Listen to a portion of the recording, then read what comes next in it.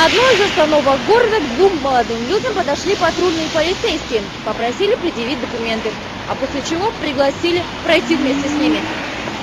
И уже в одном из городских отделений полиции произошло то, что сами сотрудники оценили как превышение должностных полномочий, а родственники молодых людей оценили как сплошной беспредел.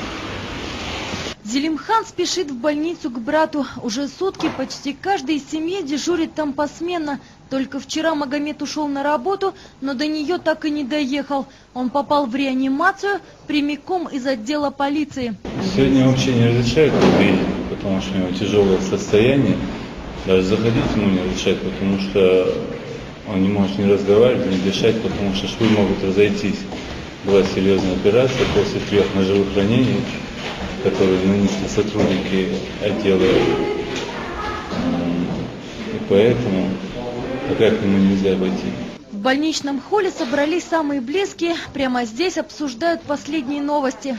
Магомеду стало немного лучше. И сегодня же одного из офицеров полиции, того самого, кто порезал Магомеда, заключили в ВВС. Уголовное дело. Сейчас выясняется обстоятельства, проводится предварительное следствие.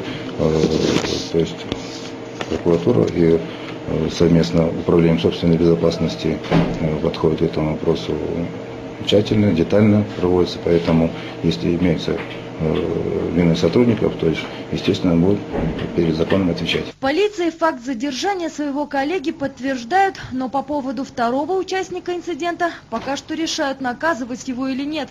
Однако, со слов родственников, тех, кто издевался над молодыми людьми, всего было 4.